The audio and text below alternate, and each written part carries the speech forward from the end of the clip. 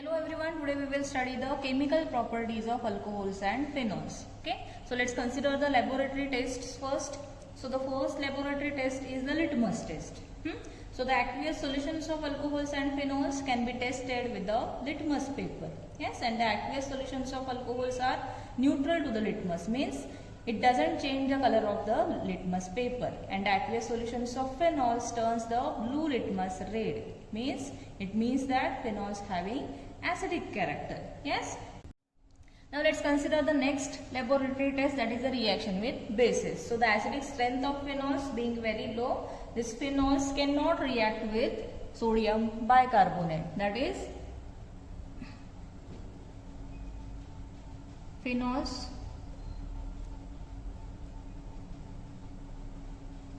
do not react with this sodium bicarbonate. Okay, so here we can write no reaction. But this phenols can react with the sodium hydroxide. Let's consider the reaction. So phenols dissolve into the sodium hydroxide. See the reaction.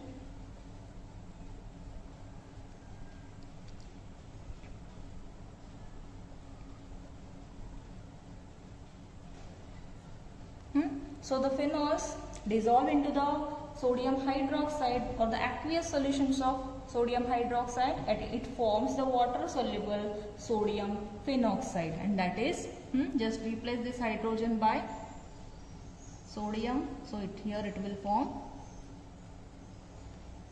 water soluble sodium phenoxide. Okay, and this sodium phenoxide on acidification with the HCl, it regenerates the phenols. Okay, that is AROH. Now it is in the form of precipitates. Okay, now see the phenols dissolved into the aqueous solutions of sodium hydroxide. First it forms the water soluble sodium phenoxide, and once again on the acidification with the HCl, it reprecipitates or regenerates the phenol. Clear? Next, let's consider the reaction of alcohol with the bases. And alcohols do not show the acidic character into the aqueous solution. Therefore, alcohols do not react with either sodium bicarbonate or the aqueous sodium hydroxide. Okay, but very weak acidic character of alcohol is revealed in the reaction with the active metal. Okay, so let's consider the reaction of alcohols with the active metal. That will be so suppose say sodium or potassium. Okay.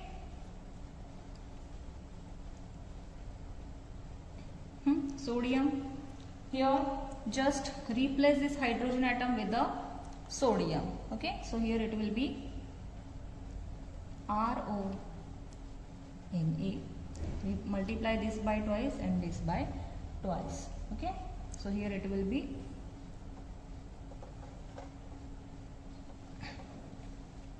liberation of hydrogen gas will takes place. Okay, so when the alcohols are treated with the very strong bases, consider as a alkali metals, sodium or potassium, they react to give a sodium or potassium alkoxide, and here the liberation of this hydrogen gas will take place, and this liberation of hydrogen gas is used to detect the presence of alcoholic group into the molecule. Okay, so this test can be used for the detection of alcoholic group. Clear? Next, let's consider the characteristic test for the phenol. So this is the reaction of phenols with the neutral ferric chloride. Let's consider the reaction first. That will be phenol plus FeCl3, that is ferric chloride, and it will be neutral ferric chloride. See the reaction, this hydrogen gets replaced by the Fe, and here the formation of ferric phenoxide will take place, having formula